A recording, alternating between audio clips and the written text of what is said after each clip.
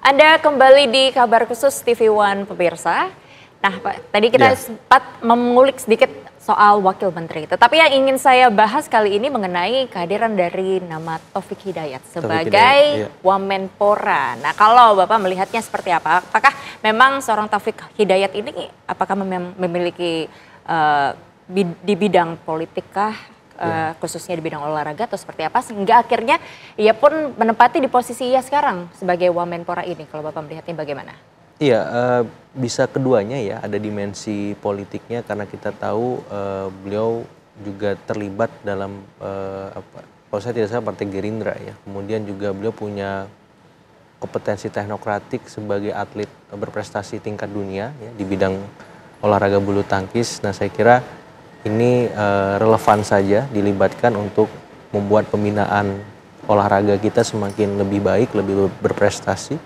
Tidak hanya di bidang-bidang olahraga tertentu saja, tapi juga misalkan bulu tangkis, sepak bola, atau misalkan panjat tebing ya.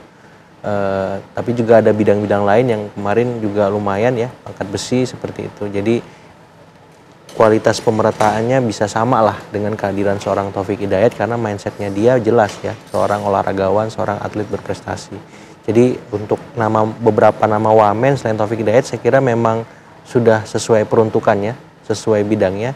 Tinggal bagaimana nanti pola-pola komunikasi dan koordinasi dengan menterinya, kemudian yang kedua dengan birokrasi di bawahnya. Karena ini krusial untuk memastikan ya arahan-arahan kerja yang disampaikan oleh Pak Prabowo itu bisa dieksekusi. Karena narasi ada di Pak Prabowo. Harapannya menterinya dan wakil menterinya jangan bernarasi lagi, tapi beraksi, mengeksekusi, memastikan pikiran-pikiran besar Pak Prabowo itu bisa terwujud dan dirasakan langsung oleh masyarakat seperti itu. Oke, nah salah satunya juga yang menarik ini adalah wamen yang menggait public figure seperti Giring Niji. Ini kalau menurut pandangan Pak Agung gimana nih Pak? Iya, peruntukan Giring Niji ini di kebudayaan ya. Jadi saya kira akan berkorelasi dengan Bang Fadlizon seperti itu dan kedua-duanya memang punya concern yang cukup tinggi di bidang budaya dan saya kira nggak ada masalah, tapi juga ada dimensi-dimensi politiknya karena keduanya adalah politisi Gerindra, Bang Fadlizon, kemudian Giring Niji juga politisi PSI ya, sama-sama menjadi koalisi pendukung pemerintah Pak Prabowo, Mas Gibran di Pilpres kemarin dan wajar ketika mereka mendapatkan posisi sebagai menteri maupun wakil menteri dan besok ketika nanti mereka dilantik dan bekerja, publik sudah tidak melihat lagi backgroundnya dari mana, tapi apa yang bisa mereka berikan, sumbangsikan untuk memperbaiki masalah-masalah di bidang kebudayaan beserta solusi-solusinya. Karena itu yang menjadi concern publik agar ya kebudayaan kita, kemudian hasil-hasil budaya itu bisa terus terjaga, bahkan budaya kita seperti misalkan K-pop gitu ya, atau budaya Hollywood atau negara lain Bollywood seperti itu dengan dengan hadirnya kementerian ini sehingga ya memang jelas konkret hasilnya gitu.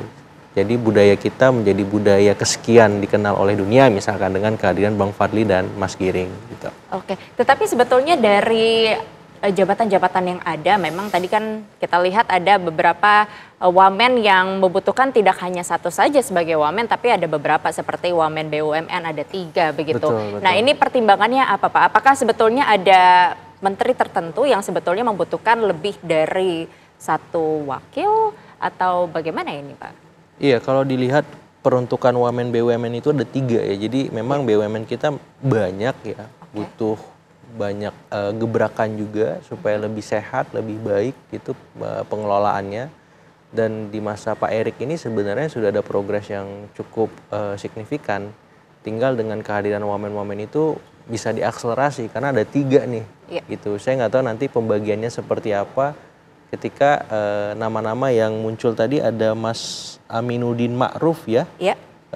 Yang nomor 1, yang kedua ada Doni Oskaria dan terakhir Kartika Wirjoatmojo ya. Jadi kalau Pak Tiko ya kita paham lah beliau memang profesional gitu. Kalau Mas Aminuddin ini kan sebelumnya staf sus milenial ya. Kemarin melekat ke Mas Gibran seperti itu, ketika ditempatkan di Wamen ini juga menarik nanti seperti apa karena memang berarti beliau dari kalangan relawan ya, relawan politik seperti itu, dan ini bisa menjadi apa ya, catatan khusus karena BUMN ini sering dianggap ya bidang yang cukup menarik ya untuk diperebutkan, dan orang-orang yang muncul ini kan nanti akan dilihat bagaimana kinerjanya BUMN kita seperti apa, apakah bisa lebih baik seperti itu dengan kehadiran bertambahnya orang-orang di dalamnya. Jadi saya kira ini perlu dilihat secara lebih maksimal supaya apa BUMN kita memang benar-benar bisa menjadi BUMN yang lebih sehat ya, seperti itu. Oke, baik Pak Agung. Kalau begitu kita akan bahas lagi, tetapi kita jeda terlebih dahulu. Untuk itu pemirsa, tetaplah bersama kami di Kabar Khusus TV One, usai jeda kami kembali.